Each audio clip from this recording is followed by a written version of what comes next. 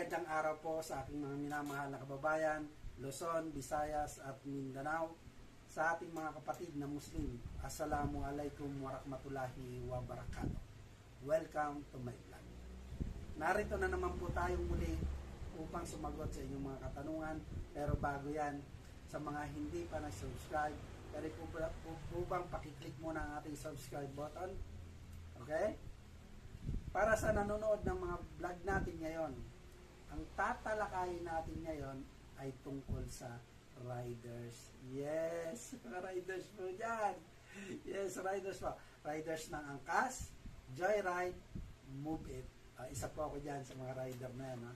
Pag-usapan natin yan. Ito ang aking opinion. Dapat bang piliin ng mga aplikanteng riders? No, sa mga namumuno dyan, dapat bang piliin yung mga riders na nag-a-apply sa inyo? Kasi ganito yan. Paano kung ang nag-a-apply sa inyo ay sobrang malusog? Hindi ko naman sinasabi ng malaki o mataba. Malusog. Yung wala lang space yung para sa pasahero. Hayaan na lang ba natin magsiksikan ng riders at pasahero? Very close. Ganon. Imagine niyo, kasi ganito, alam nyo, palibasa riders po ako, ng Angkas, Joyride, ng Move It, isa rin po ako. Ngayon, meron po kasi sa akin, sa mga riders na walang samahan po ng loob, kumbaga wala tayong, kasi ito hindi naman nagreklamo. Kumbaga nagtanong lang yung isang pasahero sa akin na kasi bilang rider, meron pa lang mga rider na malusog. Ito kasi nung nag-book siya, nung dumating na yung rider, grabe, napakalusog niya, sabihin na natin, huwag tayo pa ikot-ikot para masyado, sabihin bawal. Malaki, yung riders. Ngayon, meron pa siyang box sa likod. Kasi napakalaki niyan, napakakunti naman talaga.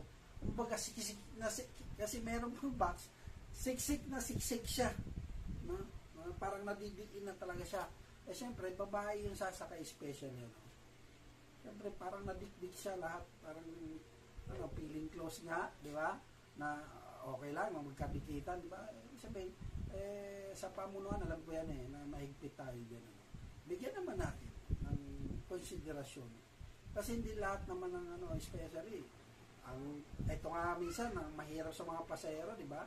Pero hindi naman siya nagreklamo, Nagsabi niya lang sa akin.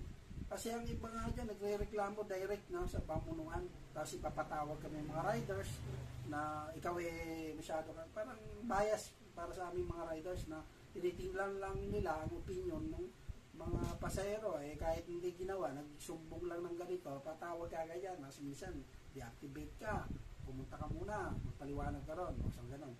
So, ibig sabihin, sa mga pamunuan na nagpapa-apply, makikita nyo naman, siyempre, kung gaano kalaki yung nag-a-apply sa inyo. Di ba?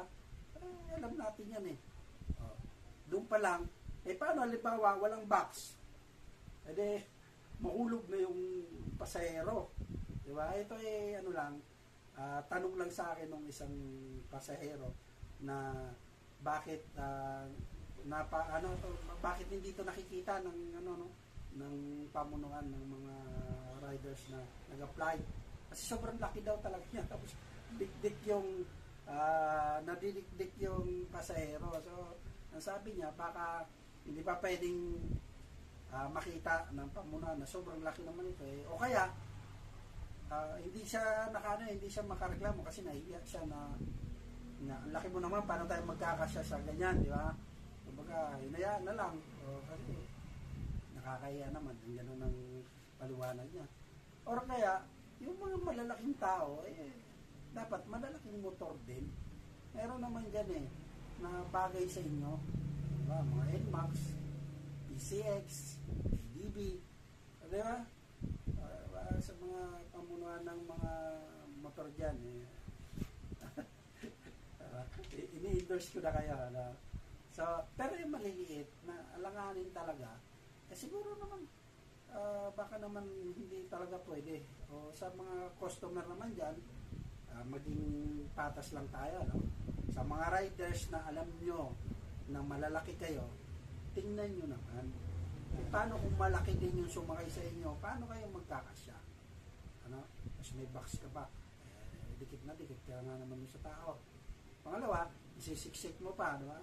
Or, yung mga pasahero naman, no? Sabi ko rin doon, payo ko rin doon sa nagtanong sa akin, dapat pag ganon, huwag ka nang sumakay, magbuka uli, maunawaan naman yan ng mga riders na, paano tayo sa magkakasya dyan, di ba? Malaki ka, talagang alanganin, di ba? O mag-book na lang uli ng panibago. Kasi lang minsan, sabi nga nila, ang hirap mag-book. Kahit nasa iba-ibang napakahirap mag-book. Kaya kapipilitan, nagmamadali na rin, no? Ganun pa man, sa pamunuan ng mga nag-a-apply, tingnan nyo kagad kung ano ba motor mo. Di ba? Kasi yan yung i-apply nila doon makikita mo agad, napakalaki mo so, pinaparating lang natin. No? Wala akong against sa mga bawat na pag-uusapan lang natin yung mga bagay na ganito dahil nga sa pinaabot sa akin nung kakilala ko na meron palang ganon. Sabi ko actually dati kami may papakita pa kami para hindi maupit yung pasahero. Ma'am, pasensya na po, ang kilo lang na namin allowed ganito, ito po yung katibayan na may kilo-kilo kami kasi minsan napapahiya rin kami mga rider talaga na ang arte mo isusumbong kita kita mga pamuna, mga bias na ba yun kaya kagad pag may nag-report sa kanila dapat ipatawag din nila yung mga tao kasi minsan gawa-gawa lang talaga ng karamihan din. So inaano lang natin na parang nabubuisit lang siguro sila sa kaya gawa na sila ng mga kwento. So ikaw naman, deactivate ka kahit napakalayo mo pang lugar, pag inabutan ka ng deactivation, babalik ka, wala kang Ronas Square. Mali-mali naman yung suko. Diba? Ikaw, wala ka na magagawa. Sige, gagawa ka na lang. Anong paglalaban mo ron? Pagdating doon, okay. Parang inadmit mo na kamalian mo. Parang katapos na. Kasi, makabiyahe ka uli, di ba? Ganun ang nagiging resulta. Hindi mo naman kilala yung tao at nagpapadala lang So, ganun pa man, no? Ang ko dyan, suggestion lang sa mga pag-apply, doon pala makikita mo na kung gaano siya kalaki. Siguro paiwan natin. Nakumuha ka naman, laki mo ng motor, mababaway. Pangalawa, sa mga riders naman, na medyo easy lang tayo. No, huwag natin pakita sa kanila na masyado naman tayong close, no? So mag-isuplado tayong mga riders na suplado sa pagdidikit, no? Hindi sa suplado sa pagsasagot o pagpapaliwanag, no? Di ba? Sa mga pasahero naman, humingi kami ng pasensya sa inyo sa mga ganyang nangyari, hanggat maaaring na lang po kayo, mag-book ulit kayo ng panibago. So, yun lang ang nais kong iparating sa inyo. Sana mabigyan ng linaw ito, no? Para po sa may mga katanungan dyan, mag-comment lang po kayo at siguradong sasagutin ko yan sa abot ng aking makakaya. So hanggang dito na lamang po, hanggang sa muli, Robert Caballero agad. Tandaan, pag may tanong, sagot agad. Marami po.